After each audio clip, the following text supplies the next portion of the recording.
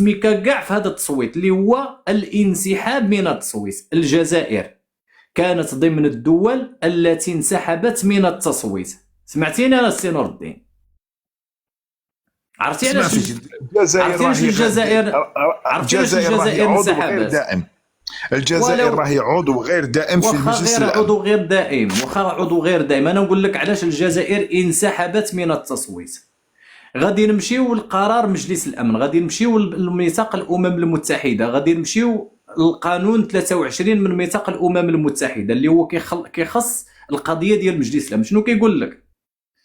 كيقول لك على ان مجلس الامن القرارات ديالو ملزمه للامم المتحده، وان على الدول الاعضاء في الامم المتحده يجب ان تحترم قرارات مجلس الامن، ولا يمكن للدوله التي هي طرف في النزاع من غير الدول الأعضاء في مجلس الأمن ألا تقوم بالمشاركة في التصويت. يعني الجزائر هي عضو غير دائم وهي طرف في النزاع. حتى ولو كان بغات الجزائر تصوت بنعم أو بتصوت بلا أو توضع ستيلو ديالها في ذاك الخانات ديال حتى الامتناع، مجلس الأمن كيرغمها البند 23 من ميثاق الأمم المتحدة اللي كيقول أن اللي طرف في النزاع ما يصوتش. حيد يديك وما تهش ستيلو، ما غنعطيوكش الورقه عليك، انت تبقى غير تشوف.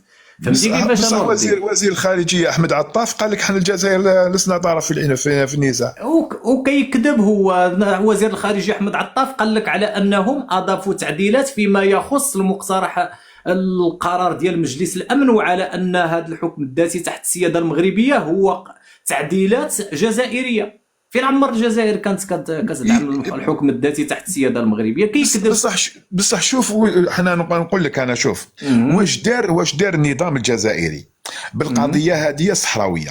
القضيه الصحراويه سئل عليها الرئيس تبون، وهي معروفه هذيك لا فيديو، هي معروفه، اللي سالوا الصحفي قال له كيفاش الجزائر ما تناولتش هذه القضايا بصفه براغماتيه.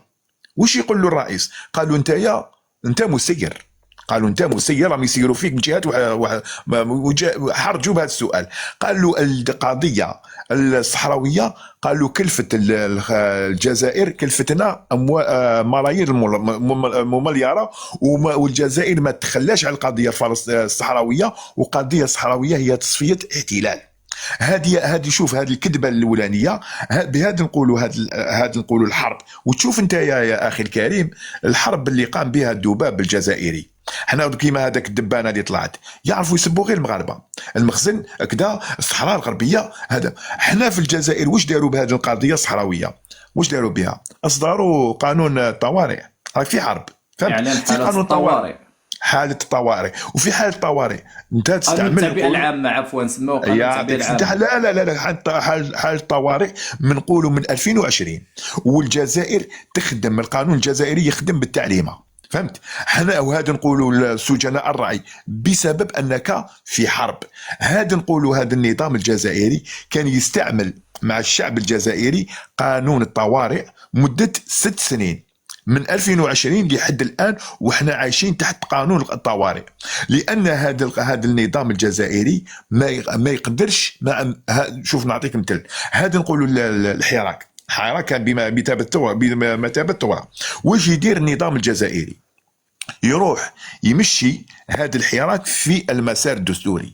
وكان الأولى على الثورة أو الحراك الجزائري أنه يخرج خارج الدستور، لأن الثورة تعطل الدستور يكون تغيير طوري. واش دار النظام؟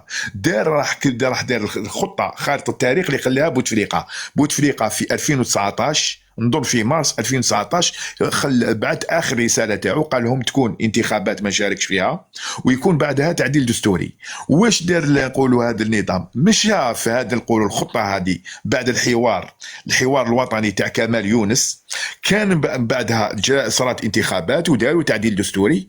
واما هاي الطمه الكبرى بعد التعديل الدستوري واللي كان رئيس منتخب عبد المجيد تبون من 2020 جيبها لهنا، والجزائر تخدم خارج الدستور. انت اذا عندك دستور يا الدبان الاحمر يا الدبان الازرق ويا الخربه ويا النخبه تاع الخربه، اذا كان عندك دستور ما تروحش تلجا الى اصدار قوانين قانون 87 مكرر، قانون الارهاب، زيد لها قانون التعبئه العامه، زيد لها قانون 77 مكرر، قانون مؤخرا اللي راح يحكموا عليه بالمعارضين السياسيين ولا نقولوا اهل الراي راح يحكموا عليهم بالمؤبد. وبهذا نقولوا يقول لك ما هو الارهاب؟ الارهاب هو تسليط قوه القانون وقوه السلاح عن العزل. هذا العصابه هذه بقى لها غير القضاء اللي راهم مسيطر على الشعب الجزائري. كما قال مالك بن نبي، قال لك حالة الشعب كحال المسجون الذي يطلب مفاتيح السجن من سجانه. وهذه الاصوات هذه ما نقول الاصوات تاع نقولوا اللي حابه نقولوا تنتقد واللي حابه دير تغيير، اللي حابه دير تغيير وجدوا لهم نقولوا سجون. وهذا بنقولوا بمؤامره تاع النخبه الجزائريه من قضاة ومحامين ودكاتره وجنرالات، كلهم تآمروا على الشعب الجزائري وجعلوا للاسف الشعب الجزائري من بين أدل الشعوب، رجعوه عبد في بلاده. قاعدين كما يقول بن بلا واش في شهادته على العصر مع أحمد منصور، سألوا أحمد منصور الصحفي المصري، قال له ماذا جنى الشعب الجزائري من الاستقلال؟ قال له جنى الشعب الجزائري إعلام وناشد وطني. هذا واش جنى الشعب الجزائري، فهمت؟ ولكني ماشي بن بلا كان من بين المساهمين من أجل عدم تقرير مصير الشعب الجزائري. هي كانت السياسات تفرض روحها. ماشي السياسه حتى قبل النضال ديالو، قبل ما تستقلت الجزائر، اللي هو ما كانش بن بلا هو اكبر حركي في الجزائر. هي شوف دوك بالك نهضر لك نقول لك بومدين لعله الشخصيه تاع بومدين اكثر من بن بلا. هي شوف نعطيك مثل، ما كانش واحد لحد الان في هذه الساعه هذه ما كانش واحد يروح احنا والف السياسي الجزائري انه يستمد الشرعيه من الخارج. احنا الان السياسيين كان كل واحد واش يقول لك هو ما خلوش الاسلاميين يحكموا. هو وين طامع؟ مش طامع في يقولوا في بلاده ولا الشرعيه حتجي من بلاده، راح تجي من الخارج، فهمت؟ نعطيك نقول له بالك والله مليحه واحد يثير نقولوا الحديث بكلام لمفدي زكريا، يقول لك وإن وزع الرأي عصابة جديدة ففي القصد إلا انقلابا وحيدا، وتأبى الزعامات كبح الطموح فتصنع للخلف شكلا جديدا، كأن وتهوي الكراسي ضعاف العقول كنار جهنم ترجو المزيد، كأن الزعامة إعصار جان ولم أرى للجان عقلا رشيدا، وما الانتصار دخول انتخاب وضرب الموائد ضربا شديدا، ولا كلمات على جدران هل كان الحبر في الحرب مفيدا، ولا بالهتافات عاش ويحيى فما حرر القول قوما عبيدا، ولا بالوفود وسمع فرنسا أهال عليه الغرور الصديدة، فلا يغسل العار إلا الدماء وعاش الحديد يفل الحديد، شغلنا الورى وملأنا الدنا بشعر نرتله كالصلاة تسابيحه من حنايا الجزائر. فهمت؟ يقول لك يقول لك لا يغسل العار إلا الدماء وعاش الحديد يفل الحديدة، ويقول لك ولا بالوفود وسمعوا فرنسا أهال عليه الغرور الصديدة. هذو يروحوا يجيبوا الشرعية من الخارج، من أمريكا. مؤخرا كانت فرنسا ومؤخرا ولات أمريكا. درك أمريكا دونالد ترامب، دوك احنا نقعدوا في الأحداث. دوك انت واش داد دونالد ترامب؟ يروح يدي 15,000 جندي في سواحل في سواحل فنزويلا، امام فنزويلا في الحدود الفنزويليه. السبب واش هو؟ لان الرئيس الفنزويلي عنده شرعيه، عنده شعب موراه، ما قبلش بنقولوا بمشروع الخماس. احنا الجزائر رانا دخلنا في الخماس. الجزائر قابله بنقولوا بشفط واخذ المعادن النادره بمشروع 80 مقابل 20 20%. اي الخمس 5 فوا 2 5 فوا 20 يتيقال 100، اي الخمس خماسين. فهمت؟ هادو الكببل هادو اللي يحبوا يعيشوا الجزائر خماسين. فهمت. هذه نقولوا واش راه صاير في فنزويلا كان باش يرحبوا بهذا الفيران تاعنا الفرادة تاع تبون. يعني كظن عبد المجيد تبون كون ما بغاش يسلم 7 تريليون قدم ديال الغاز الصخري لامريكا، كان بامكانها انها تجيب البريجات ديال سواحل البحر الابيض المتوسط قبالات الجزائر. ما تقدرش، لا لا لا لا، من المحال. دوك انت انا وانتايا غادي نقول لك من المحال اذا لجأت لامريكا لهذا الشيء هذا راهي تكون فضيحه عالميه. هادي نقولوا هاد الكببل هادوما يعطيو الشرعيه، ولكن عندها شرعيه تماكن ديال قانون ماغنيتسكي، وكذلك عندها شرعيه ديال البرلمان الامريكي الكونغرس اللي عندكم كبابيين في قلب الجزائر. يعني تجي يا والله ما صح. ما نقول لك تكلم لي على امريكا ودونالد ترامب. منا دونالد ترامب عندهم قانون جيستا. اذا سمعت قانون جيستا هي رعاة الارهاب. احنا على ما تبقوش علينا قانون جيستا، وحنا ياوينا الصحراويين وسلحناهم ودي لنا ميليشيات مسلحه. في قانونيا ان الجزائر تدخل في قانون الارهاب، رعايه الارهاب. الدول الراعيه للارهاب حاطين مشروع، حاطين جوج مشاريع، جوج قوانين يخدموا بهم يا صديقي يا كماله. هم يخدموا بهم هادو يعني باش يديو ثروات للجزائر. عندهم عملاء حاطينهم. درك انت يا رحم بابك، انت هذا يكون دونالد ترامب ولا بولترام هذا ولا ما نش عارف، هذا يقدر يتكلم مع الشعب الجزائري. هذا الشعب الجزائري عنده تاريخ، بصح هذا العصابه وهذا الكببل حبوا يدلوا الشعب الجزائري. رغم هذا الشعب الجزائري يبقى شعب جزائري، ويعرف باللي ان هذا الشعب الجزائري رساله موجهه ليه. ما تبقاش تسنى انت في المخابرات تخرجك حتى هذه الفضيحه تاع نقولوا ان الشعب الجزائري توري ما توري. انت حان الوقت ان يكون للشعب الجزائري ثوره في حياته، ثوره تقرر مصيره. واش بقى نقولوا احنا درك انت هذا المشروع تاع هذا اللي باع هذا الكبول هذا ولا الجماعه تاع الخونه باعوا عهد الشهداء، زادوا باعوا مستقبل الاجيال. هذا رانا نراهنوا في مستقبل اجيالنا. انت جيت روح انت كي تتكلم لي على نقولوا هذا، خاصة كنا نتكلموا على نقولوا التجارب النووية. تعرف يا أخي كريم باللي أنهم نقولوا قبل الاستقلال عندنا في الجزائر لحد الآن قاعدة عسكرية كانت فرنسية. أما نقولوا في العهدة الأولى تاع بوتفليقة، هي نقسم لك العهدات تاع بوتفليقة. العهدتين الأولين كانوا لأمريكا، كانت مع جون كيري. كانت نقولوا تما كانت تحولت هذه القاعده العسكريه الفرنسيه في اضرار اللي اسم تاعها لا كولومب دو بشار، حمامه بشار. هي نورمالمون ماشي لا كولومب دو بشار، لا كولومب دو بيجار، الجنرال بيجار. هذه لا كولومب دو بيجار ولات في 2004 ولات قاعدة عسكرية أمريكية فرنسية. فهمت؟ والآن راهي قاعدة أمريكية فرنسية في الجزائر، ما زالها الآن. هادو ما يقول لك الكواكبي الطغاة يجلبون الغزاة. وهادو إذا ما قامش الشعب الجزائري عليهم، هذا نقولوا امر قانون دولي منا. واش حيقرر هذا تبون هذا يولي تدخل في الدستور انك تلتزم بالمعاهدات الدوليه. بصح نقولوا الحل يبقى عند من؟ يبقى عند الشعب. اذا قام الشعب ثوره كما قام في 1988 5 اكتوبر، تولي عندك شرعيه ثوريه كما كان الحراك. كي خرج الحراك انا سمعت التصريحات الاولى كانت تصريحات امريكا الولايات المتحده وفرنسا وانجلترا انها لما تسحب الرعايه تاعها، وشكروا الحراك الجزائري. وكان الحراك الجزائري كان ماركة عالمية أنه كان حراك سلمي. وكان كي يخرج الحراك الجزائري 2019 الاستعلامات العالمية للساتيليت كانوا يسجلوا. انت كان في نهار واحد في جمعة تخرج كل الجزائر شرقا وغربا وشمالا وجنوبا. فهمت؟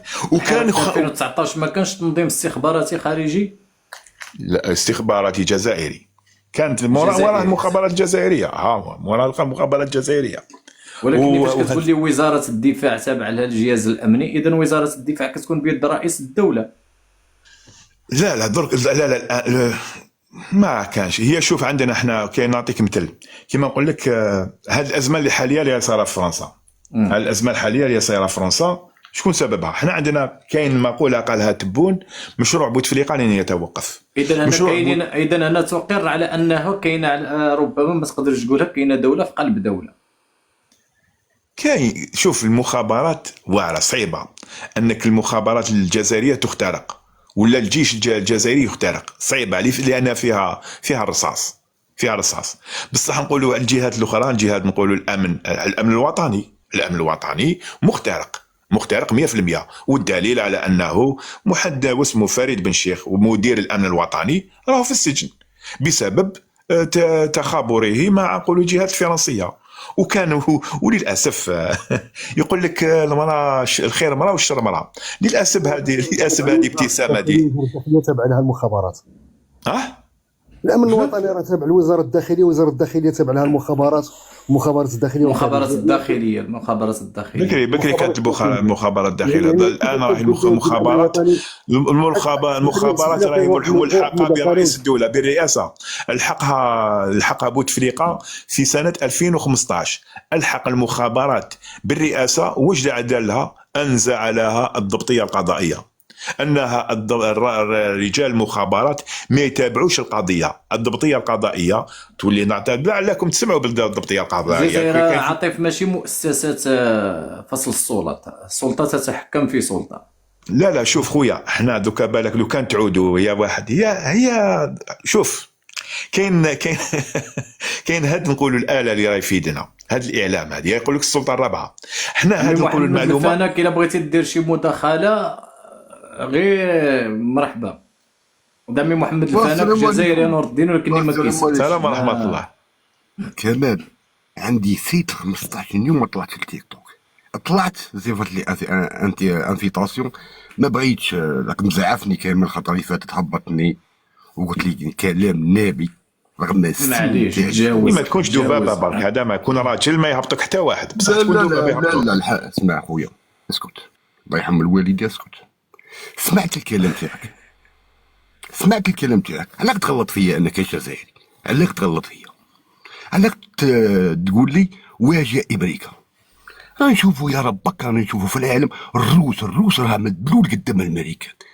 الصين الامريكان تلعب عند بابها، تلعب في تايوان 20 كيلومتر على البحر تاعها، تلعب عليها يا كان والو. هذا الامريكان يشطح فيكم غير انتم بلع فمك، انتم يشطح فيكم غير اسمع في اليابان، اسمع في اليابان الامريكان عندها روح يهضر مع ماطور. اسمع في كوريا الجنوبيه الامريكان عندها 26 ولا 50 قائد نووي.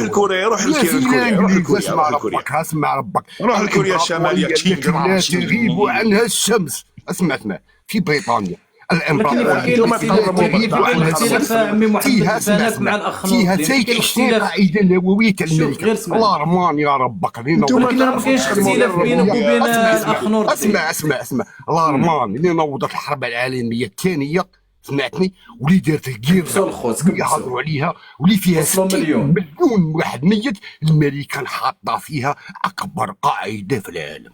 يا ربك انت تطلع هنايا وتغلط فيا. الفلفله تاعكم ولا واجه امريكا، وما كنتوا تفلفلوا المغرب وفرنسا وليتوا تفلفلوا بالبراني. اسمع يا اخرى، اسمع يا اخرى، واش ولا ربك ترامب ولا كيفاش؟ اسمع الامريكان هي واش قلبتها ربك؟ مثلت ربك. اسمع كي ربي في السماء، بس الامريكان هي كاتبه حاسمه الدوله. انت تطلع هنايا وتشرخ في فمك والامريكان قوه. يا فرنسا اسمع شوف غزاق دماء بالواد، غزاق دماء بالواد وقفت العالم عندنا في الجزائر المئات الغزة. شوف عمي محمد الفانك، غير باش شوف غير اسمعني، غير باش ما نخرجوش نجي بعض المصطلحات. غير اسمعني، هو راه ماشي كيختلف معاك، لكن ماشي امريكا بوحدها حاكمه العالم، راه كاينين اقطاب متصارعه، كاينين تحالفات، كاين معسكر شرقي ومعسكر غربي. اي بمعنى امريكا ما كانش افريقيا بربي ان شاء الله. شوف اسكت يا ربك، القياده يا جدك للمغرب والجزائر اسكت يا هاد الدولتان يقودان افريقيا يا جدك. واش بيك تسمعني حنا سكتنا حنا سكتنا وسمعنا. اسمع يا وحنا اذا اتحدنا نتحدوا دوله ضد العدو. اسمع حنا مسلمين، حنا والمغاربه نتفق معك نور الدين. الى اتحدنا نتحداو امريكا ونتحداو روسيا ونتحداو حتى الصين اقتصاديا عسكريا وسياسيا. يا شوف يا يقول لك شوف حنا جدودنا بكر اللي يحب العكري بكر بكري، جدودنا حكموا اكبر واعظم منطقه في العالم، قلب العالم يا جدك، شمال افريقيا. حنا جدودنا شوف خلونا هذه الارض هذه. حنا جدودنا، انا خويا المغربي وخويا التونسي وخويا المالي وخويا النيجيري، شوف عندنا اتحاد يا ربك. شوف اكمل خليه هو هدر وحبس الهضره، ما بقيتنيش الهضره، من بعد دا الهضره وقعد يهضر وقعد يقطع في الهضره. ولكن راك عمي محمد هو قال لك واحد الخطاب انهزامي. راك هنا من خلال المداخله لا انهزامي. فاش كتقول ان امريكا هي اللي حاكمه وهي تعطي هذه الصوره كأن الدول كامله العالميه ما عندهمش السياده في بلاد. يا كمال انتم عندكم واحد المشكله، انتم المغاربه الليبيين كاع خلقه ربي تحسبونا حنايا باللي لي غلادياتور. حنا ماشي لي غلادياتور كامل، حنا غير كيما انتم المغاربه، غير كيف حنا ولا 6 شهور ولا 9 شهور. حنا كاع ولا 9 شهور. يا محمد انا صاحبي اسمع اسكت محمد عبد الكريم الخطابي اكزيستي. محمد عبد الكريم الخطابي يا جدك يا غير اسكتي. انا عرفوا عبد الكريم الخطابي وعندنا هذا كيحرك. راه فيك الخير عم محمد نور الدين مفقط عليك. هذا قعر. شوف هذا قعر المالي، قعر. شوف قعر هذا قعر. شوف اسبانيا وفرنسا. انا نور راك مثقف على عمي محمد. عمي محمد غير خرطي تخرط عمي محمد. هذوك في 3 معصوم هذوك. شوف ضرب انجليزي، ضرب انجلترا وفرنسا واسبانيا. يا ضرب انجلترا وعندنا تحيه وضرب اسبانيول، قعرهم اسبانيول وكاع. وبس تعرف التيريا شنو لا فاتي عسكينه. عمي محمد خلينا من هذا الموضوع. اسمع ما تخلى وحده ومازالو عايش. الهاسم تاع محمد عبد الكريم الخطابي يعيش حتى القيامه، فهمت؟ هو مات خطره وحده بصح اسمه يعيش، يذكروه الاجيال راجل. وانا نفس الكلام، انا نقولوا نفس الكلام، يذكروه الاجيال ولا قاعد تاريخ. ولكن عمي محمد الفانك راه خصك تعرف على ان العالم ماشي محكوم بقوه عسكريه امريكيه، وانما محكوم. كاين قانون دولي، راه كاين قانون دولي، راه كاين قوانين دوليه هي كتحكم العالم. يا كامل بالدليل، نعطيك بالدليل. الروس ثاني قوه عظمى في العالم تنضرب بالصواريخ الامريكيه. والروس يا ودي علاش تكذب عمي محمد؟ الروس ما يردش تخرب. يا شوف شوف تاع غزه هذيك واش بها؟ واش غزه وشنو؟ لو اجتمع عليها العالم كمال عندنا واحد النقاش. غزه ما عندهاش علم. كمال ديفون شوف العرب يهضروا ما بيناتهم، يقول لك السعوديه قلبتها الامريكان، يقول قطر قلبتها الامريكان، يقول الكويت. بس احنا ولدي نشوفوا في الساحه العالميه غادي نصيبوا بلي الامريكان معطله على هذه المناطق اكثر من العرب، معطله على اوروبا اكثر منا احنا العرب.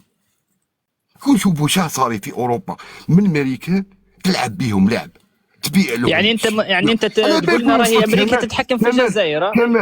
كمال ديرت لهم الاتفاق. غير قلنا عم محمد امريكا تتحكم في الجزائر في النظام. لا ماشي غير تتحكم في الجزائر. اسمع الجزائر هو قال لك امريكا تتحكم في العالم، معناها راك تتحكم في الجزائر. وعم يتبون قالوا الجزائر راهي ما تنفعش. اختي الشعب. نعم عندنا جمهوريه اخويا. اكمل. في الامريكان فرضت على اوروبا، فرضت عليهم زياده النفقات في الدفاع، زادت عليهم بالسيف. لا حلف الناطو بالسيف عليه فرضت عليهم. لا عادي، هذه مساله طبيعيه. اصلا امريكا ما مستافداش من هذا حلف الناطو لانه غادي يدخل في واحد كمل. وفرضت عليهم يدوا واحد النسبه من الغاز الامريكي، يدوها بالسيف عليهم.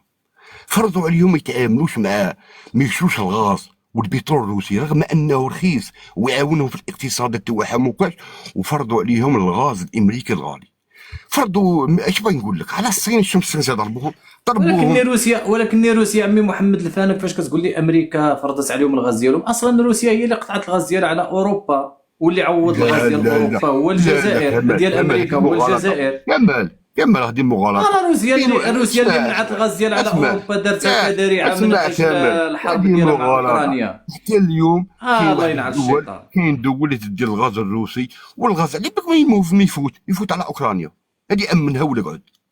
ايوا ضروري غادي يدوز، بحيث كاين معبر واحد كاين عند روسيا هو اللي المعبر البحر الاسود. رواحكم كمان ومن بعد رواحوا تناقشوا مع الناس. امي محمد الفانك راك كتهضر بشي هضره كتقول لي كيفوت على اوكرانيا، راه هذاك البحر الاسود هو المعبر ديال اوروبا ديال روسيا. هذاك ضربوه تاع اللي يفوت لالمانيا، ضربوه هذاك ماشي يفوت. اللي راه يفوت اللي فايت لاوكرانيا، واوكرانيا تدي منه نسبه، وكاين الحرب اوكرانيا تدي منه نسبه. هذه امنها ولا قعد كاين باش تفهموا وقروا وشوفوا وعرفوا. غير تخرط عمي محمد فيك الخرط يمشي. شفنا الامريكان في القضيه الاوكرانيه وبغيت تحبسها، شتي كيدار دخلت عليهم نورمال، قالك الروس دو طرف، انتم دو طرف، وساووا. ومن بعد قبلهم داروا اتفاقيه تاع معادن. شغل من بعد يطلع واحد مغربي ولا جزائري ولا يقول لك لا الجزائر ماش واقفه الند لامريكا. اسي محمد على شيطانك، حنايا قبل 200 سنه ضربونا بالمروحه صاحبي. كنا قاضبين نصف العالم حنا بالمروحه، حنا غير بالمروحه، غير واحد ريش على واحد مروحه 130 سنه استعمار.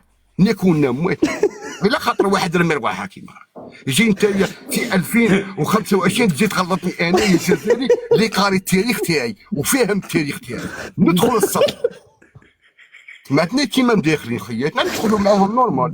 والله علي طردني علي يردك انسان الناس يهضروا بواحد الهضره مقوده. غلطونا كمان غلطونا من الاستقلال. قاعد يعينا غير فرنسا عدواتنا ما دينا منها حتى حاجه. نشوفوا في خياتنا في افريقيا والمغاربه والتوانسه عندهم اللوزينه تاع الواطه، عندهم اللوزينه تاع التهانات، عندهم اللوزينه تاع الطيارات، وحنا دينا غير اعداء فرنسا. ما نتعاملوا مع فرنسا ما والو، يحشونا ولا القحال. يحشونا ردينا. شوف شا ردونا للسوبرمان، ردونا للكلادياتير، خلعونا. انت جزائري ما تتعاملش مع فرنساوي، انت جزائري ما تتعاملش مع الامريكان. لقينا ارواحنا روطاره. يا الله عمي محمد الله يضحك. السعوديه شوف اسمع السعوديه بالامريكان شتا كي دايره. الالمان يا ربك الالمان دمرتهم بحياتها الامريكان، حياتها تقول زقاتها، تقول بالماء قاعد تسقي فيها خضارت. يعني دابا انت كتقول على ان الجزائر كتسلم الثروه والطوعه. خليني نفرغ قلبي كامل. ها راه كوريا زقاتها بالنوار فيها منوار. في العراق كلشي الشيعة تاع الزبي وهذوك السنه تاع اللي ما طيحش عمي محمد الفانك. شوف وراها العراق وراها جنه. يطلعوا لنا واحدين مش عارفين خارجين، ما فهمناهمش، خارجين مره ولا واقيله. واش تقول في غزه؟ مع الامريكان واش تقول في غزه؟ ها لي زاميريكان واش تقول فيها؟ اسمع لي زاميريكان متربيين. العالم كاع شوف هاد الامريكان لو كان جات تسوى الامريكان ماشي تروح تحالف مع كل العالم وزيد لهم العربان على الجال. ولكن زوج ملايين الناس هاي القيمه تاع ولكن انا نرد عمي محمد الفانك. اسمعني الله يخلف على الامريكان. اسمعني عمي محمد، كنت بغيت تبني غير بلاتي عمي محمد 5 سنين 10 سنين وتدخل الصف اصاحبي عمي محمد الفانك. ولكن ما تنساش على غير اسمعني عمي محمد الفانك. يعني الفانك انت ما تعلمون لا المريخ غير باش يا سلام عليك درتو ثوره حبس ريتي بغلتك. عمي محمد ريتي بغلتك عمي محمد الفانك. ولكني امريكا اللي هو كيمشي كينبش في مصالح امريكا كيجبد على راسو النحل. مثلا فاش كتهضر لي على هيروشيما وعلى الحرب ديال اليابان راه كانت هجمت على الامريكان. زيد عليها ان صدام حسين ضرب في المصالح الاستراتيجيه ديال امريكا اللي قال لهم غير بلاتي، اللي قال لهم فصل الغاز والبترول على الدولار الامريكي. زيد عمي تبون اللي مشى للامم المتحده وجبد عليه هاد البعبع باش انه يحتلوا بلاده، اللي قال لهم نريد الامم المتحده فيها خلل، وهذا الخلل يجب اصلاحه بتاسيس نظام عالمي جديد متعدد الاقطاب. زيد عليها الكلام ديالو في روسيا اللي قال لهم على اننا نريد بديلا للدولار وللاورو لانهم يبتزون. يعني عبد المجيد تبون ما قادرش بواحد الحرب، ويعني فمو اللي جابها له. علاش يخرج بهذه التصريحات عدائيه تجاه امريكا؟ باش يجي امريكا يا اما يسلم الثروات طاعتك اسمع كامل، او ان تخرب لكم البلاد. اذا شكون اللي جاب لكم هذا، شكون اللي جاب لكم هذا الشبح الامريكي البلاد ديالكم ينهبها لكم؟ لا هذا تبون خدام عند امريكا، خدام هو خدام، هذا وظيفي، هذا عميل. وجاب الطز الحمد لله. هذا دوك تجيبوا تقارنوا مع الشاذلي بن جديد، تقارنوا مع لامين زروال، ما تمسخرش. هذا خدام كيما هذا. انت يقول لك شوف، يقول لك الطماع يغلبوا الكذاب. هذا كذاب وانت طماع. هذا البصبع الطماع هذا يغلبكم الكذاب كيما تبون. اكذب رئيس عرفته الجزائر، ما عنده غير الخرط، يعني عنده الكذب، عنده ارقام خياليه. مؤخرا والله غير تحير في جدو. شوف من اللي جا ما انجزش مشروع واحد ما انجزو. شوف القضايا المفصليه اللي خدمت عليهم السياسه الجزائريه منذ الاستقلال لحد الان، راه حرمات ديما تماهم، راه حرماهم القضيه الصحراويه، الصحراء الغربيه. كان في الاحداث الصحراء الغربيه ما قلناش طامعين نقولوا في الحدود المغربيه، حنا دايرينها نقولوا امن قومي. لا ميور ديفونس سي لاتاك. لازم باش تحافظ نقولوا على الامن القومي تاعك انك تخلق قضيه. والدليل على انه منذ الاستقلال، لا اسمع مليح يا عمي موح، منذ الاستقلال لحد الان عمر سياسي ولا دولة جرأت أنها تتكلم على الحدود الجزائرية. ولكن نور الدين فاش قلتي لي على أن الصحراء الغربية دايرينها بالنسبة يعني أمن قومي بالنسبة للجزائر، ما كتشوفش على أن النظام ديالك الجزائري فاش احتضن مرتزقة في قلب الأراضي ديالو ماشي هذا تهديد أمن قومي للجزائر؟ السيدار يخبط كمان، يعني يقول لك حمار هذا تبون. انا قلت البوليزار يعدنا كاع في تيندو بيهم. انا شوف انت كيف وقت بومدين ما لجاش نقولوا هذه الشطحات هذه ولا الشاذلي شوف هذا باغي يحارب الامريكان. والله ضربنا بالبومب اتوميك، نقسم لك بالله النور ما ضربوا بقبل يضربوا لي ما يخاف هذا كل انا شوف لو كان بلاتي يا محمد دفانك، بلاتي يا الله غير تقول مري وانت يا خساره فيك اسم محمد. اسمع لي زامي غيديروا معاك كومبا، لو كان طول معاهم غير زعما تشدهم يا تمسخرش بينا. انا نشوفوا اسمع عامين ما داروا والو، عامين معاك اسمع يضربوا بالقوانين وبالمتحده. شوف الرجاله شوف حنا رجاله الثوار الجزائريين ما حطوا السلاح، فهمت؟ ما حطوا السلاح، وهادو تاع غزه ما يحطوا السلاح، فهمت؟ قول لي قانون الدوالي والشكوبي تاع الامريكان وزيد الروس ومنا والله ما يحطوا السلاح، فهمت؟ كندو غزه ما يحطوش.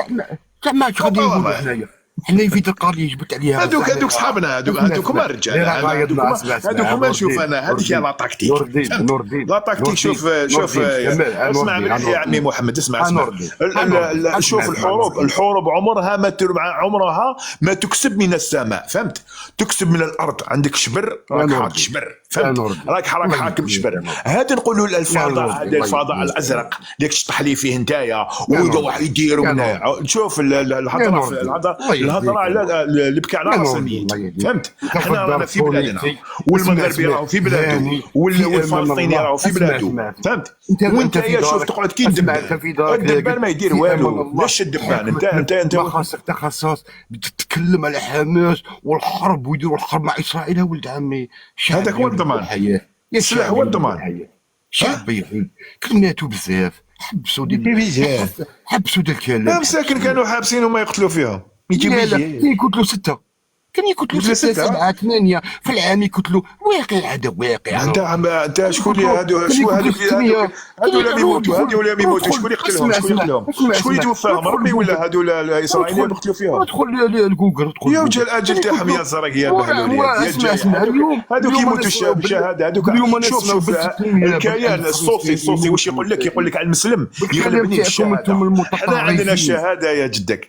انه لا جهاد نصر او استشهاد، فهمت؟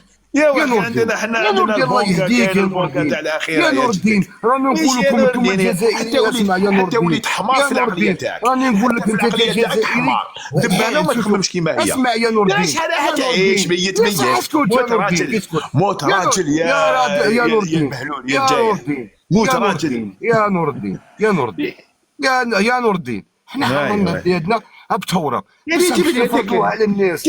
انت رخص كيما انت والله ما يا نور تحرر الدين، البلاد كيما كاين الناس اللي ما تحرروش بثوره. كانت كمشة تاع رجال تاع حنا دفعنا مليون ونص، كاين الناس اللي ما دفعوش واحد، 600 روش وحشيتوها له هنا، كاين 600 روش وخنتوه، تعرفوا غير تخونوا انت اختك وتخونها انت يا نور اختك الدين. يماك وتخونها انت. يا نور الدين ما نزيدوش على العالم، ما نزيدوش على شي الناس. زيك هذا يا اخي زايد انت العالم تقول بلي احنا يخي فرشاي. عندنا ثوره وحنايا نحروا بلادنا بالدم. كاين الناس اللي ما تحرجش بالدم، كاين الناس اللي تحرج الموت وحده، الموت راجل يا جدك، تموت راجل ما تموتش رخيص كيما انت. على تفرض الراي انت تاعك، على تفرض الراي تاعك. انت رخيص، انت مدلول، انت رخيص وانت مدلول، فهمت؟ انا راجل، فهمت؟ وهذه الكلمه هذه اسمع نور الدين يا وانت مدلول، هذه اسمع حاجه يا نور الدين، هذا علم افتراضي. انا قادر نطيح لك ضربوك ونقول لك انت رخيص كلشي، بصح علم افتراضي. انت تعيد ليا ولا تعيد عليك الرجله هذاك شاوه، الرجله شاوه وانت الرجله تقول الحق، الرجله تقول الحق. انا شوف انتم الجزائريين الرجله تقول الحق يا جدك. بعد من الرجله خليكم الرجله هذه الرجله ما خرجتناش، دخلتنا في حيط الرجله. هذه تفرض على الفلسطينيين باش يقعدوا يديروا حرب مع اسرائيل. بالك يتحلبوا لك هذا يزوجوا بك. كاين الدول يتحروا، سوريا هذيك العمية نتايا سوريا، ليبيا تحروا بلا حرب، هاك المغرب تحروا بلا حرب. هلا تفرض عليهم ثوره ويموتوا منهم مليون انسان، حنايا دفعنا الثمن. حنايا نورمالمون عبره على حبيت نسالك سؤال، هذا دونالد ترامب ما يموتوش، يموتوا ولا ما يموتوش؟ كاع يموتوا. يموتوا ولا ما يموتوش؟ لا كل كاين بزاف ما يموتوش. كاين هذا نقولوا هادو ما يبقاش 300 نسمه امريكي، يموتوا ولا ما يموتوش؟ وحنايا 50 مليون، نموتوا ولا ما نموتوا؟ كاع نموتوا. بصح كاين فرق. تموت في دارك، تموت مع ولادك، تكون غايه، تموت مع مرتك. القضيه عمي محمد تموت في حبس ولا تموت منفي ولا تموت مغتصب ولا تموت في الحرب ولا تضرب لك بومبا. اسمعني باش نتفاعل معكم. الرسول صلى الله عليه وسلم قال الرسول عمي محمد الفاني قال لك ولا تتمنون الحرب. الرسول صلى الله عليه وسلم شوف عمي محمد الفاني خير خلق الله يقول لك لا تتمنوا الحرب. الحرب سيفري. عمي محمد الفاني نهار تفرض عليك، نهار تفرض عليك الحرب سيفري. بصح عمي محمد الفاني اسمعني، انت الجزائري عايش تكونيكتي في التليفون تاعك وتقول على الفلسطينيين لازمكم تحاربوا اسرائيل. عمي محمد الفاناك، عمي محمد الفاناك دابا نتايا كمواطن جزائري كتقول على ان الفلسطينيين قادرين يتحروا بدون اطلاق، بدون حرب، صحيح؟ في مسار سياسي صحيح. واش غادي نقول لك؟ كاين واحد الناس تيتحروا بلا حرب، برافو عليك. لكن هاد الناس بالنسبه للجزائر اللي مشات كتصوت في مجلس الامن على هاد قوات حفظ السلام اللي غادي تدخل لقطاع غزه، ألستم أنتم من ضربتم المسار السياسي في الأمم المتحدة عرض الحائط وشرعنتم الاحتلال الإسرائيلي في قطاع غزة؟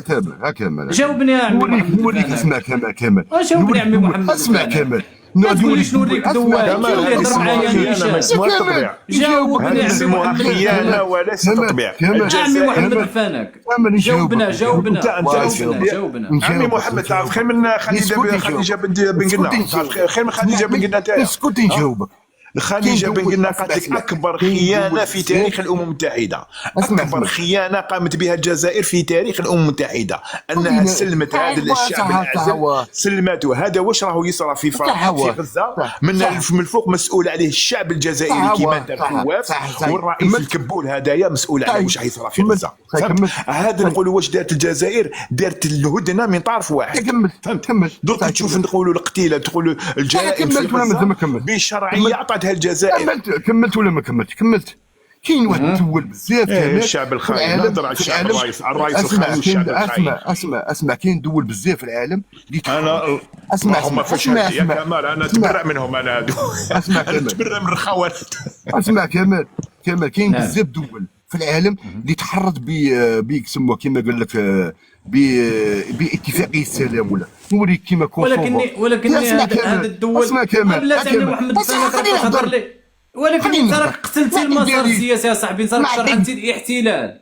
شكون اللي يدافع على هذا الدول؟ اسمع تا واحد مش انت شوف المغرب انت صاحبي شرعنتي المغرب اتهمناه بالتطبيع وما راه يطبع وراه تمشي السياسه، راه كاين شاد حاكم العصا من الوسط اللي يطبع، راه حاكم العصا من الوسط. يقول لك راني مع المقاومه دقيقه يدور، بصح انت يا خو تجي ديريكت خيانه ديريكت. شوف هو بالنسبه للدول اللي هي كتدخل في علاقات مع اسرائيل كيبقاو دائما محافظين على حل الدولتين في اطار حدود 67، يعني كيحطوها على راس يعني الاتفاق.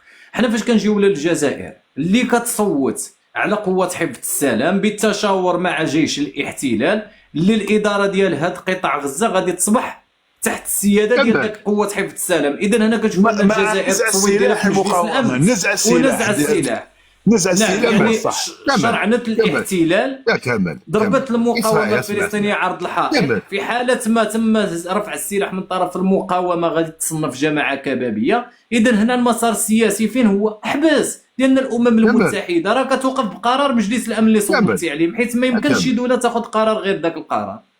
كمل. إسرائيل رفضت القرار، فين إسرائيل؟ القرار ديالاش؟ ديال ترامب مرفوض من عند اسرائيل. فين رفضاتو؟ مرفوض بحثت عليه ما تبعتوش نتوما. فين رفض؟ نتوما غير ضبطوا الجزائر صوتت روحوا تجلوا تحلوا. شوف عمي محمد رفضت القرار، مرفوض. اسمعني عمي محمد، اسمع. اولا اسرائيل ما بغاتش تعترف بالمقاومه الفلسطينيه من خلال غير اسمعني خلينا غير نقول لك باش نفهمك، ما بغاتش تعترف بالمقاومه الفلسطينيه لانه في مؤتمر شرم الشيخ ما حضرتش اسرائيل، حضرت المقاومه الفلسطينيه. غير اسمعني اسرائيل داخله غير اسمعني ما تكلموش على نزع السلاح في شرم الشيخ، ما تجبدوش على نزع السلاح. اسمع كمال، كاين قطر، كاين تركيا، وكاين مصر، وكاين الولايات المتحده الامريكيه. كاين 4 دول اسرائيل ماشي داخله فيها وحماس ماشي داخله فيها. كيفاش يعني دابا هذه 4 دول شرم الشيخ ماشي داخله حماس، هي اللي دارت، هي تخرج بها شرم الشيخ داخله حماس، والممثل تاعها خليل الحية هو اللي كان ممثل حماس في شرم الشيخ. شدار شكر امريكا وشكر قطر وشكر هي وحنا شدنا كيما لا في شرم الشيخ، لان في شرم الشيخ كانت نقاط ما فيهاش نزع السلاح. شوف في شرم الشيخ كانت نقاط ما فيهاش نزع السلاح، اما خطه دونالد ترامب فيها نزع السلاح. وعلى بالهم هو وزير الخارجيه الجزائري احمد عباس اقر بعظمه لسانه، قال لك باللي ان رغم ان المقاومه طلبت منا ان نصوت بلا، وقال لهم احنا ما نعترفوش بالمقاومه، نعترفوا بالسلطه الفلسطينيه. هذه قالها وزير الخارجيه. دوك دبانه نتايا انا منك ونكذب وزير الخارجيه. هذا واقع السلطه الفلسطينيه. هل تحاولوا تقسموا الفلسطين؟ كاين حماس السلطه الفلسطينيه 6 اكتوبر. السلطه الفلسطينيه في 7 اكتوبر 2023 قالت السلطه الفلسطينيه ان حماس لا تمثلني، ما تمثلناش. فهمت؟ ولي هذا القرار تاع نقولوا دونالد ترامب ما يخص فلسطين، ما يخص فلسطين، يخص غزه يا عباد الله، يخص غزه خاطيها فلسطين. فهمت؟ يخص محافظه. نور الدين ثاني فلسطين بدك تقسموها الضفه الغربيه وغزه. الله يهديكم يا راجل، هذوك القرارات ماشي ما يخصوش الله يهديك يا نور الدين. عمي محمد الفانك، عمي محمد الفانك، واسمعني عمي محمد الفانك. ديال فلسطين الدمار هذوك يخصوا المقاومه، يخصوا غزه. غير بلاتي ما درتو والو، غير لسان طويل. يا بلاتي عمي محمد الفانك، التليفونات في الحمام ورجعت فلسطين يا عمي محمد الفانك. وحنا شو درتوا لهم؟ اسمعني يا صاحبي، اسمعني يا صاحبي، هذا ما تستفاد منه والو. يا واسمع يا عمي محمد الفانك، اسمعني يا صاحبي، اسمعني. الفم ما كاينش غادي يغلبكم فيه، واسمعني. ما كاينش غادي يغلبكم في الفم. فاش كتقول اسمعني عمي محمد الفانك، ما كاينش يغلبك محمد الفانك واسي محمد كونيكتي ولاباس بيك متعش. اسمعني عمي محمد الفانك، اسمعني. اسمعني، فاش كتقول على ان هذا هو اللي قسم الضفه الغربيه على قطاع غزه، ورا بلادك اللي قبلت تقسيم الضفه الغربيه في قطاع غزه. علاش؟ لان الاداره دابا حاليا ديال الضفه الغربيه تحت السلطه الفلسطينيه، والاداره في قطاع غزه تحت قوة حفظ السلام الدولية اللي غادي تكون بالتشاور مع إسرائيل. أي بمعنى نتوما هاد الشيء اللي كتقولوا كان خاص الجزائر ما تهش يديها في قرار مجلس الأمن، خاصها ترفض، فهمتي؟ لأن هي كتقول لك حنا ما نطبعوش مع إسرائيل إلا من خلال الاعتراف بفلسطين دولة كاملة العضوية. أي دولة كاملة العضوية، أي دولة في حدود 67. وأنت دابا قسمتي يا صاحبي وشرعنتي الاحتلال. جاوبني عمي محمد الفاني. كما بالنسبه للنقطه اللي اثرتها، بالنسبه للنقطه اللي اثرتها في مخفيه في في شرم الشيخ كانوا طرحوا انها تكون نقولوا مراقبه تحت نقولوا في غزه تكون تحت السلطات الفلسطينيه. الوفد تاع حماس ما قبلش، حتى الوصايا تاع السلطه الفلسطينيه ما قبلش بها. وكانت خلافات، ما بالك في الخطه تاع يجيب الوصايات تاع الامه تاع قوات الامن، فهمت؟ وزيد نقول لك، زيد نعطيك معلومه. شوف المشروع اللي راهو يحوسوا عليه دركا في غزه، قوات حفظ الامن كيما نقولوا كاين في المينورسول. تسمع المينورسول اللي راهي في المغرب، راهي في الصحراء الغربيه من المينورسول هذاك. نورمالمون المينورسول هذيك يكونوا في غزه، ما يكونوش في يا نور الدين مش تهضر يا نور الدين. يا نور الدين نور الدين بعد اذنك كان عندي كلمه لعمي محمد. عمي محمد اسمعني في كلمه واحده، الله يرحم والديك. عمي محمد غير اسمعني يا عمي محمد. عمي محمد غير اسمعني كلمه نقولها لك. عمي محمد حكيتوها لنا اسمع يا عمي محمد، غير اسمعني راهو فيك الصوت قوي، فرشت الفقاعه نتاع وداني. ما يضطلوا هذا فرفاره حيفي يجدوها. اسمع يا عمي محمد، غير اسمع، الله يرحم والديك. يرحم والديك يا محمد. اسمعني في هذه الكلمه، انت قلت كلام منها مغالطات ومنها انتقادات في نفس الوقت. قلت ان احنا في دول قد يعني تنال الاستقلال بالمسار السياسي، يعني بدون الحرب او المقاومه. علاش هذا الشيء ما طبقتوش في الجزائر في عهد الاستعمار الفرنسي؟ وقلتوا نمشوا بالمسار السياسي وما نحاربوش وما نقيموش ثوره ونحاربوا الاستعمار. الجزائريين بنفسهم كانوا يقولوا لن. اسمعني يا عم محمد، نقول لك غير كلمتين، الله يرحمه. اسمعني يا ودي، غير اسمعني يا ودي، غير اسمعني يا ودي، غير اسمعني. نقول لك حاجه، انا حررت بلادي ولازم تفهمني. افهم يا ودي، غير راهي.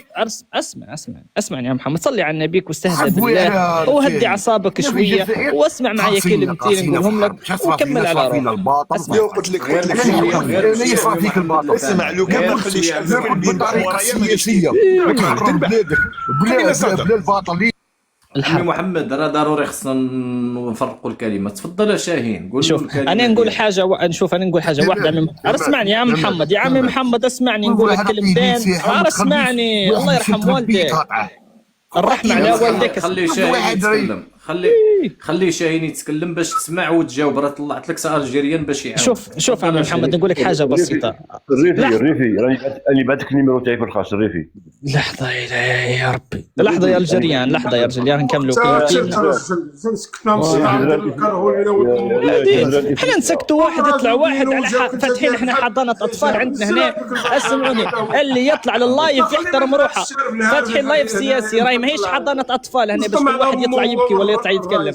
راهو لايف مش حضانه اطفال. احنا نحضنوا في الاطفال هنا حضانه. هي اسكت عمي محمد، يكملوا كلمتين الله يرحم والديك. ما نرضينكش باللي انت يا عمي محمد اسمعني. بلا شويه احترام يا احنا محترمين اخويا، انت باش تحترم روحك.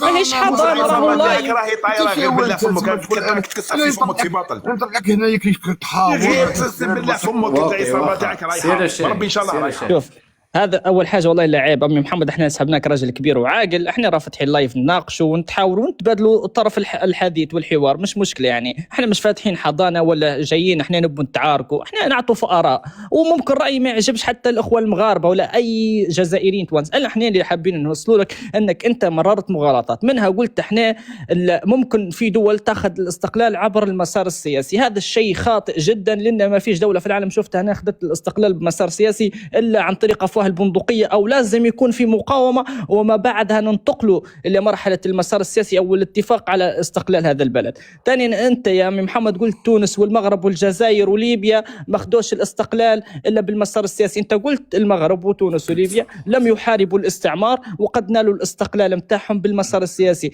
كيف أنت تشوف أن ليبيا خدت الاستقلال متاعها بالمسار السياسي؟ هل أنكرت أن في ليبيا كانوا جهاديين مثل عمر المختار وعبد النبي بالخير وخليفة بن عسكر ومعركة الهاني والقرضابية والجبل الأخضر وغيرهم؟ أنكرت عبد الكريم الخطابي ومجاهدين المغرب ومعارك الريف اللي كانت؟ أنكرت أن كان هناك جهاد؟ أنكرت الفلاقة في تونس؟ أنكرت كل المجاهدين ومن عاونوك وساندوك في ثورة الجزائر في 54 ضد الاستعمار الفرنسي. وأنت لو قلت أن المسار السياسي هو الحل، إذن لماذا قمتم بثورة ضد الاستعمار الفرنسي ضد الفرنسا وضد الاستعمار وقلتوا احنا جبناها بالدم وبأفواه البندقية؟ أنت هنا تنافق في روحك. احنا نشوفوا في دولة محتلة، السلطة الفلسطينية ساكتة، عندها جيش عندها شرطة، تفرض في الأمن فقط لكن لم تطلق حتى طلقة واحدة على الاحتلال. نحن مع من يريد استقلال هذه الدولة ومن يجلب الحدود الحق لهذه الدولة. احنا شفنا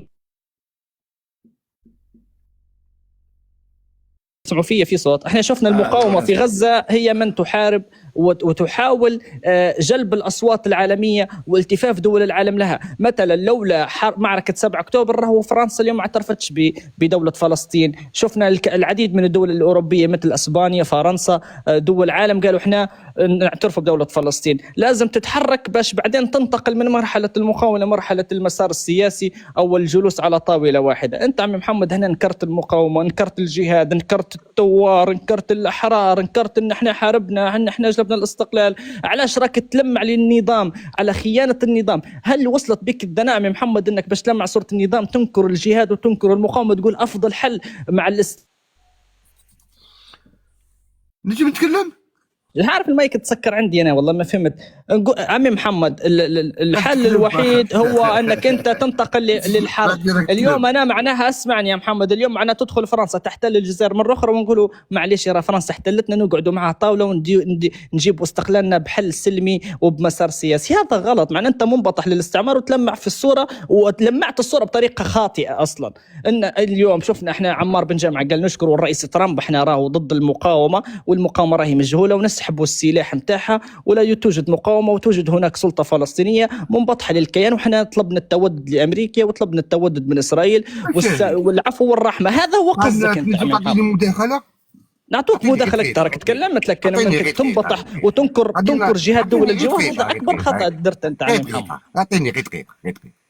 الرسول صلى الله عليه وسلم كان عنده صلح الحديبية، مفروض تقارن زمن الصحابة وزمن الرسول بزمن الوحي. ما تقارنش. ما في نص ساعة وانا نسمع. صلى الله عليه وسلم كان ذكاء اصطناعي. خليني نتكلم كلمة. رغم أن الاتفاقية اسمع. شوف يا كريم اسمع عندي ملاحظة مهمة. شوف واش راهو يحدث الآن. واش يحدث الآن من خطة نقولوا صفقة القرن. تعرف صفقة القرن وقتاش بدات في صفقة القرن بعيد كبير. يعني نقول لك أنا يا هذا واش راهو النظام الجزائري أكبر نقولوا خائن أكبر موقع في صفة السلام ورحمة الله في نقول لك الجريمة اللي قام بها الشعب هذا اسمع النظام الجزائري موقع على صفقة القرن. شوف في 6 ديسمبر ولكن شاهد ولكن عمي محمد فاناك فمك العقول. تفضل بغيتي توصل كريم. الله يسر كريم. شوف الله يسر نهضر على المعلومة هذه. شو هبطوا معلومات مهمة اللي يخص نقول صفقة القرن. صفقة القرن بدات في 6 ديسمبر 2017. كانت في نفس اليوم اللي وقع فيه دونالد ترامب على الصفقة على أن القدس عاصمة فلسطين. في نفس اليوم في 6 ديسمبر 2017 كان زيارة الرئيس الفرنسي الحالي إيمانويل ماكرون إلى الجزائر. شوف الجزائر داخلة في صفقة القرن. صفقة القرن بدات في 6 ديسمبر 2017 وبعد التوقيع القرار تاع وش بهذا وش بيك يا حمار ما تعرفش تهضر، قلت لك انت عقون، انت عقون ما تعرفش تهضر. هذيك تسموها اتفاقيه ابراهيميه. ترامب اعترف بالقدس ودير لهم واش من اتفاقيه تاع القدس 6 ديسمبر 2017؟ انت حمار، روح عاود راجع المعلومات تاعك. 6 ديسمبر 2017 كان توقيع على صفقه القرن، وكانت تزامنت واخا الرئيس الفرنسي ايمانويل ماكرون الى الجزائر. واخا نرد هذه يسموها. دابا انت عمي محمد الفانك فاش كتكلم على اعتراف امريكا بسياده اسرائيل على القدس وعلى الجولان، كتسمعني؟ واه اذا انت تعترف بهذا الاعتراف الامريكي ولا لا تعترف به؟ ها كمال، واش كتعترف به ولا ما كتعترفش به؟ بلا جزير معايا ما تقوليش كمال. يا كمال في امريكا يا عمي محمد هضر معايا، واش كتعترف به ولا ما كتعترفش؟ هذا راعي يا كمال، هذا يعرف الغنم ويرعى. يا جاوب اصاحبي، كيديروا نقدروا ندخلوا النقاش اصاحبي. يا كمال يا صاحبي راه السيد ما كيهضر نور الدين، راه كيهضر معاك بشي حاجه اللي هي ملموسه. انت فاش كتهضر على اعتراف اسرائيل بسياده تعترف على، قول لي واش كتعترف بهذه السياده اسرائيل على هذه الاراضي ولا ما كتعترفش بها؟ كاين موقف امريكي وكاين موقف جزائري. شنو هو الموقف الجزائري؟ يعترف، اسمع كاين موقف امريكي يعترف بقدس كامله بشرقها وغربها اسرائيلي، وكاين موقف جزائري يعترف بشرق القدس فلسطيني. ما يكذبوش على هذه حقيقه كامله. واخا دابا غير بلاتي الواقع وغير بلاتي دابا هاد القدس اللي كتعترفوا به نتوما شرقيه، واش هي محرره ولا محتله؟ هي تحت السلطه الفلسطينيه في الواقع والقانون الدولي، وتتمتع بحكم ذاته. هي الحدود ديال القدس الشرقيه في كاينه؟ كاين اختلاف في الحدود الشرقيه هذه، كاينه، وكانت واحد المفاوضات ما بين الفلسطينيين والاسرائيليين، تبادل الاراضي، سمعنا بهم تبادل الاراضي. انا يا كمال ماشي فلسطيني اكثر من الفلسطينيين، انا ماشي اكثر منهم. هما كانوا يتفاوضوا على تبادل الاراضي. يعني شو دخلني كمال؟ دابا احنا غير احنا صحراويين. هذه الكلمه قالها تبون، قال لهم نحن لسنا صحراويين اكثر من الصحراويين، وجاو الدبان تاعنا ولا قال احنا ماشي فلسطين اكثر من فلسطين. يا العقون دابا غير بلاتي اخي، قال لك نحن لسنا صحراويين اكثر من الصحراويين. دابا غير بلاتي اخي مازال كان هادو تطلع في التيك توك. دابا غير سمعني يا صاحبي، دابا غير سمعنا حتى انت، غير سمعنا حتى انت. دابا غير سمعنا. دابا هاد القدس الشرقيه اللي كتهضروا عليها نتوما، واش هي محتله ولا محرره؟ هي تحت السلطه الفلسطينيه كمان، قانون الدولي. كاين جيش اسرائيلي يدخل يدير عمليه يخرج، بصح هي تحت حمايه الشرطه الفلسطينيه. هاي وعندهم عمليه سياسيه مع اسرائيل، يتفاوضوا هما مع عباس، يتفاوض مع نتنياهو على تبادل الاراضي وعلى امور كثيره، الامور الامنيه، يعطوهم حتى الدراهم كمان يخلصوهم بالشيك الاسرائيلي. يا جاي انت محمود عباس مالك ميزانيه يعطوها لهم، يعطوهم ميزانيه، يعطوه ماشي مالك تبون مالك ماشي مالك، تابعين الجمهوريه الامريكيه كلهم تابعين الجمهوريه خدامين. باش نقول عباس خائن ولا عميل، ولا الحق اللي يقولها فلسطيني هو اللي يقولها. اللي يهضر يقول لك عباس عميل هو عقون بهدول، علاش دخلني فيه؟ هو رئيس السلطه الفلسطينيه والشعب الفلسطيني حابه. ايش دخلني على نكون عقون كيما نور الدين ونطلع نقول الحرب الجهاد وندي الناس تموت عليه، ومن بعد نرقد في اول مسؤول جزائري هو شوف رئيس تبون اول من تكلم عن الحقوق غير قابله للتصرف للشعب الصحراوي. شوف اول مسؤول انا شوف هذا تبون عرفتوا باللي راهو يخدم اجنده خارجيه في الخطاب تاعو عندما تفوه بكلمه الحقوق الغير قابله للتصرف للشعب الصحراوي. واول من قال يمكن يجبد هذا المصطلح هو الرئيس محمود عباس في في القمه اللي تعقدت في 20 ماي 2023 قمه النكبه، ذكرى النكبه تاع نقولوا 48. واش قال في افتتاحيه المجلس الامن للامم المتحده؟ واش قال محمود عباس؟ قال معالي النائب العام أنطونيو غوتيراش، معالي النائب العام للأمم المتحدة أنطونيو غوتيراش، قال سيادة كوفي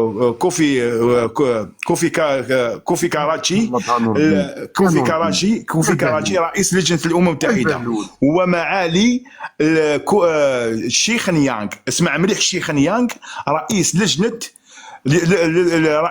حقوق الشعب الفلسطيني الغير قابلة للتصرف. هذا الشعب الفلسطيني والشعب الجزائري عندهم حقوق غير قابلة للتصرف. كل الجمهوريات اللي راك تشوف فيها عندها حقوق غير قابلة للتصرف.